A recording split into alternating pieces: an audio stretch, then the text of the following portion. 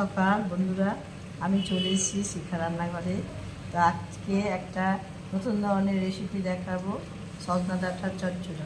সজনা ডাঁটার চচ্চড়ি করবো কীভাবে দেখবেন। তো সজনাগুলোকে নিয়ে এসে কেটে নিয়েছি, লম্বা লম্বা করে কেটে নিয়েছি, আর পেঁয়াজ লম্বা লম্বা করে কেটে নিয়েছি। তার সাথে সর্ষা কাঁচা লঙ্কা দিয়ে, কাঁচা লঙ্কা বাটা দিয়ে চচ্চড়ি তৈরি করবো। আপনারা দেখতে থাকুন কীভাবে চচ্চড়িটা করছি। কড়াই বসিয়ে দিয়েছি, তেল দিয়ে দিব,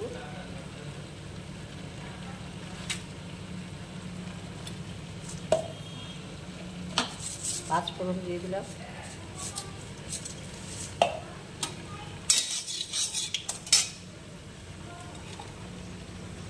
সজনা ডাঁটা আর পেঁয়াজ লম্বা লম্বা করে কেটে নিয়েছি, এই যে ভেজে নেবো তেলে।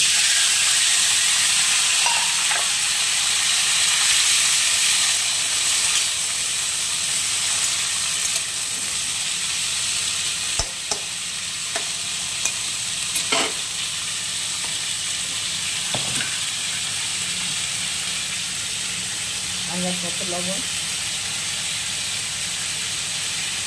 হলুদ,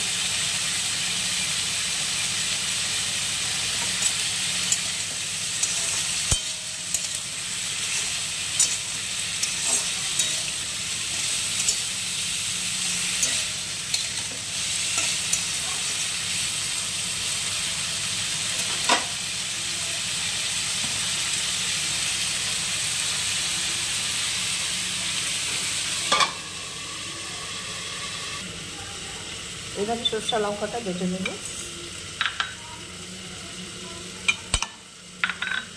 একটু জল দিয়ে দিব,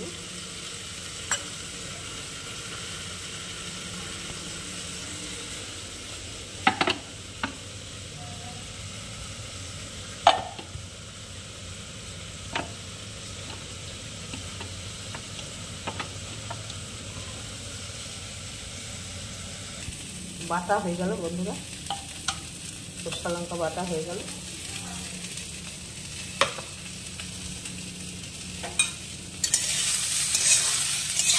লাল লাল হয়ে গেছে, এবার সরষা লঙ্কাটা দিয়ে দেব।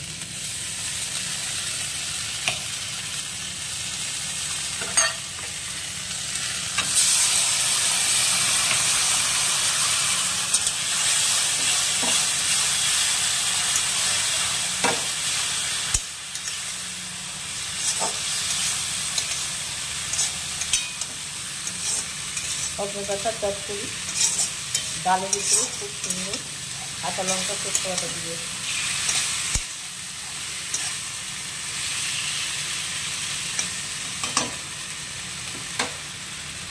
বন্ধুরা, আপনি সজনা ডাঁটা বাজারে অনেক পাওয়া যায়, সজনা ডাঁটার অনেক কিছু খাওয়া যায়, সজনা ডাঁটা মন ভরে খেয়ে নেন।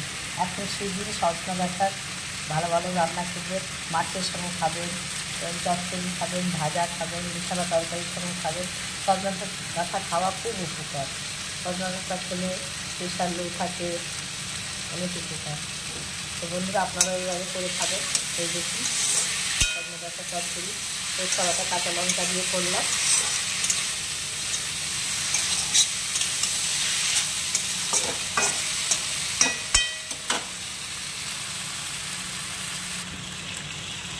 সজনা ডাঁটার চচ্চড়িটা হয়ে গেছে বন্ধুরা, কাঁচা লঙ্কা সরষা দিয়ে রান্না করলাম, আপনারা দেখলেন। এইবারে আমি নামিয়ে নেব, ঢেলে নেব।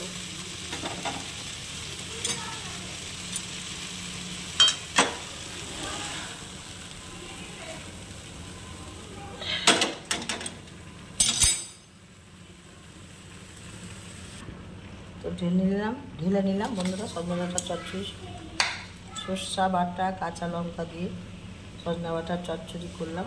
তো বন্ধুরা, আমার রান্নাটা কেমন লাগলো, শিখা রান্নাঘরে একটা লাইক কমেন্ট শেয়ার অবশ্যই করবেন। এই বলে আমার ভিডিওটা শেষ করে